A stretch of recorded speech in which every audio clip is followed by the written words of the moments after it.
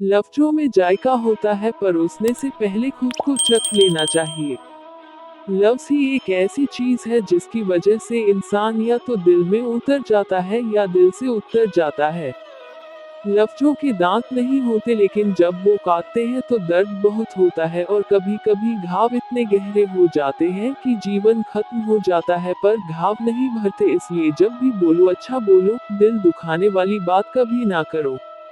बोल मीठे ना हो तो हिचकियाँ भी नहीं आती, कीमती मोबाइल पर घटिया भी नहीं आती, घर छोटा हो या बुर्जा अगर मिठास ना हो तो इंसान क्या चींटियाँ भी नहीं आती। श्री कृष्ण कहते हैं कि यहाँ हर कोई अपने आप में चालाक है कलयुग में किसी को शरीफ समझने की गलती मत कर देना। जो कुछ भी तुमसे छीना जा सकता है समझ लेना वो तुम्हारा है ही नहीं। एक बात हमेशा याद रखना कि उस ईश्वर के अलावा आपके आंसू, दुख और दर्द को कोई भी नहीं समझ सकता। कमान से निकला हुआ तीर और जवान से निकला हुआ शब्द कभी वापस नहीं आता। ज़ौहन के इस सफर में हम उसी दिन बज्झ हो जाते हैं जब अपने आंसू खुद ही पोंछकर फिर खत्स हो जाते हैं। आप क्या किसी को समझा पाओगे स्वयं भगवान कृष्ण भी दुर्योधन को नहीं समझा पाए थे। आपकी अच्छाई के बाद भी अगर आपके साथ बुरा होता है तो उसका जवाब आप नहीं समय और भगवान देगा। जब सुख आए तो ईश्वर को मत भूलना और जब दुख आए तो ईश्वर पर विश्वास रखना। ये जिंदगी कभी भी आसान नहीं होने वाली आपको ही मजबूत बनना पड़ता।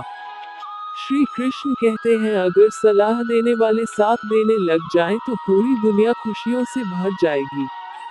समस्याएं देखकर जीवन में कभी हार मत मानो, क्या पता इसी समस्या के अंदर तुम्हारी सबसे बड़ी याद छुपी हो।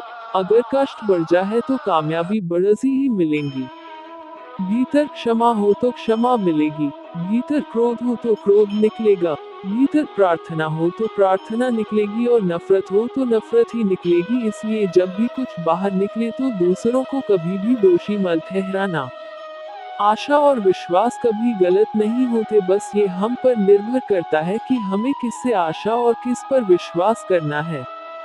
विचारों की खूबसूरती कहीं से भी मिले चुरा ली क्योंकि चेहरे की खूबसूरती तो उम्र के साथ बदल जाती है लेकिन विचारों की खूबसूरती हमेशा दिलों में अमर रहती है।